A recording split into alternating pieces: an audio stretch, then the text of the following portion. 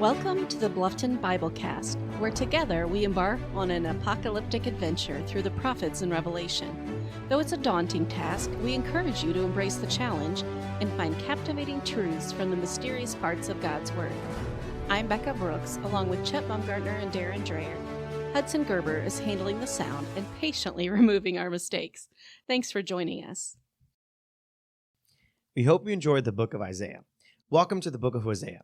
Before we start, I would like to address two helpful characteristics about the 12 minor prophets. And what are those characteristics? Well, first, the name. The term minor does not mean less important. So what does it mean? They're shorter. That's all. Hosea is just as important as Isaiah. Okay, that makes sense. So the second characteristic? Well, this is something that helped me. When reading a prophet, it's helpful to determine where they fall in relation to the exile. Is their message coming before, during, or after the exile? Oh, that makes sense, because it helps establish the context of their message. Do you just use a commentary to determine that, though? You could. However, many times the prophet will tell the readers in the first few lines. For example, can you read Hosea 1:1? Mm-hmm. The word of the Lord that came to Hosea, the son of Beri, I'm not sure. Sounds good. Okay. In the days of Uzziah, Jotham, thank you so much, Ahaz, and Hezekiah, kings of Judah, and in the days of Jeroboam, the son of Joash, king of Israel. Okay, so he mentions kings of Judah and of Israel, so before the exile? Yes. And in the next verse, the word of the Lord told Hosea to take a wife of harlotry, for the land has committed great harlotry by departing from the Lord. So Hosea's marriage is an image of Israel's marriage to God. That is the main message of the book of Hosea. Israel is an unfaithful spouse to God. Because of this, God is sending them to exile. However, God will eventually bring them back. Okay. Now, isn't there something special about Hosea and Gomer's children? Yes, their first child is named Jezreel. Can you please read verses 1-4? Mm-hmm.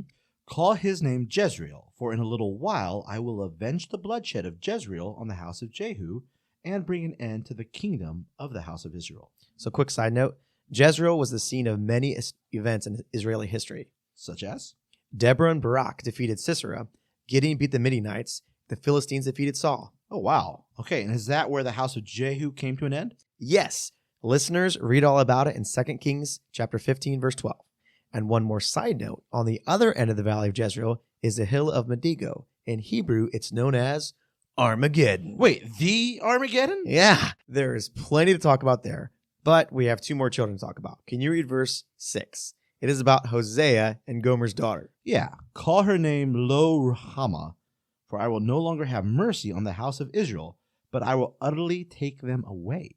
Her name literally means no mercy. God's pretty clear on that one.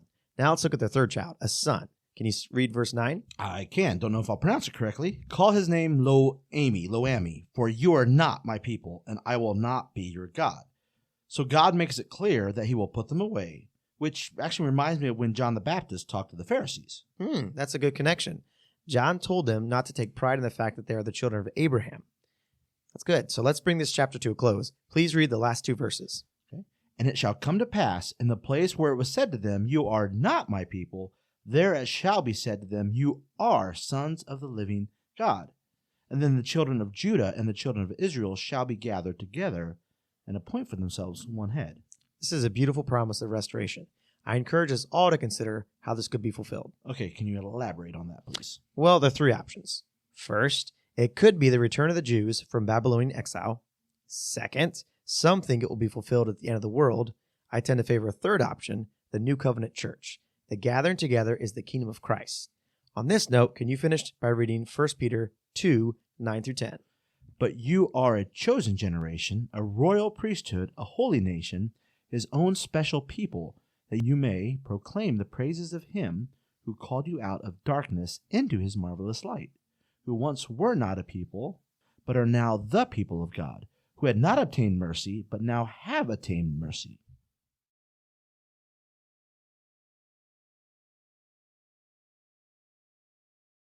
In chapter 2, God paints Israel as an adulterous wife, who's no longer worthy to be compared to a wife. Israel offered herself to other gods in the way that a woman would offer herself to lovers. But God warned Israel that if she did not put away her harlotry, she'd be judged. Yes. However, Israel tries to justify her harlotry by stating the things she received from her lovers. She looked at all the good she seemed to get from her sin, and that seemed like a good deal. She was enjoying the pleasures of sin for a season. However, God wasn't satisfied to leave her there. He said he would hedge up her way with thorns and wall her in. And when Israel would bump up against those hedges and thorns, she would realize that she should return to her husband, which was God. And God still does that today. Yes. In a commentary that I read by David Guzik, it was stated that when God hedges our way with thorns, we don't usually like it. We sometimes think God is against us when the thorns hurt and we can't find the wrong paths that we're trying to locate. But it's really one of the sweetest expressions of God's love to hedge up our way and wall us in. And in verse 8, it talks about God's provision even still. Right. This showed his great unselfish love to Israel. And then she even used the blessings he had given to worship Baal. But God in his mercy then decided to take away those blessings to turn Israel back to himself. Charles Spurgeon comments on the word allure in verse 14.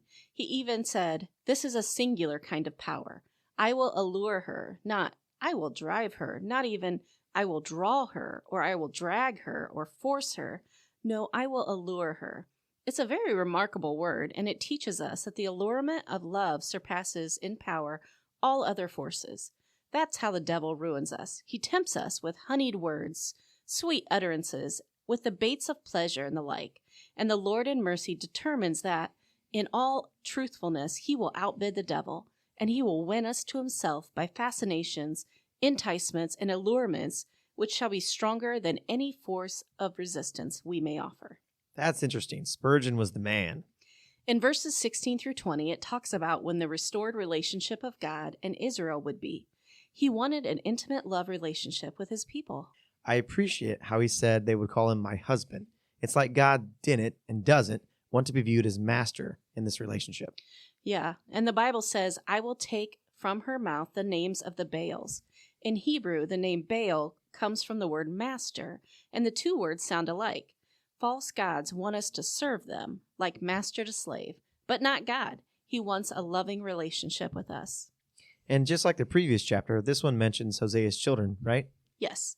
Jezreel, which means scattered, Lo Ruhamah, which means no mercy, and Lo Ami, which means not my people. Those are clear messages from God.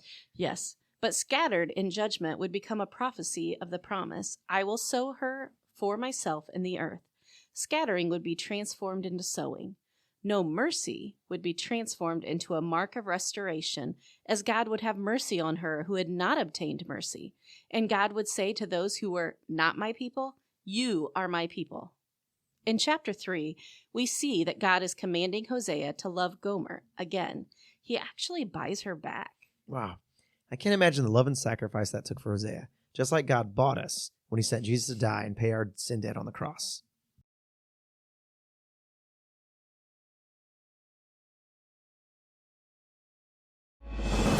Well, in chapter 4, the narrative moves away from a specific account of Hosea and Gomer and introduces a more traditional prophetic text, though the themes of marital unfaithfulness and harlotry continue to permeate the prophecy. Yes, this chapter begins with a typical phrase prophets would use, "Hear the word of the Lord, ye children of Israel." Yes, yet I find the last words in these two chapters strike me the most. Care to read verse 15 from chapter 5? Sure. "I will return again to my place till they acknowledge their offense. Then they will seek my face. In their affliction they will earnestly seek me." Why does that verse impact you? Perhaps because I think, to me at least, it summarizes so well the heart of God and the unfaithfulness of man. From the very beginning, God wanted to commune and fellowship with his children, and we see from the very beginning he wanted to inspire that fellowship and communion through a perfect world of abundance without any concept of care or need. Yes, God wanted the joy of love and gratefulness to be the foundation for the relationship. Yeah, and when he gave the Israelites the Old Covenant and the law, he wanted these blessings to draw people to them so they could grow in their love and faithfulness. Again, he encourages relationship through blessings and opportunities to work out his goodness. Again, yes, and as we read in Hosea 5:15, God still wants that relationship, but because of the constant unfaithfulness of Israel, God basically determines that Israel will only truly seek him through affliction. He certainly doesn't want to send Israel and Judah into exile, though he can obviously justify it. But if their stubborn hearts won't seek him when he blesses them, then they'll seek him when he punishes them. Yeah, though as we do see, they had not completely forgotten God. In verse 6 of chapter 5, God does tell Hosea, "With their flocks and herds they shall go to seek the Lord, but they will not find him. He has withdrawn himself from them." So they still obeyed some of the outward manifestations of faithfulness, and it seems they assumed these actions alone would satisfy God. Yeah, and it reminds me of the Israelites at the time of Eli and his two sons. During the battle with the Philistines, the Israelites carried the ark into the battle, assuming God would deliver them for this superficial, heartless worship. But not only did the Philistines defeat them, they took the ark, while God's glory departed from the tabernacle. Exactly. And just as God would not compromise with this superficial worship then, he would not compromise with it now, or now in Hosea's time. As he told Israel at the beginning of chapter 4, they were violating the 10 Commandments that arguably formed the foundation of the law and the covenant. It didn't matter if they still sacrificed animals or held festivals and feasts during the new moon. Exactly. When God said they have no knowledge, he wasn't accusing them of outright atheism. He said that despite their superficial knowledge of the law and its theology, they didn't know God's heart. Thanks for listening. As you read through the important prophet Hosea, we hope you embrace this vivid picture of God's desire for a living and growing relationship with his people.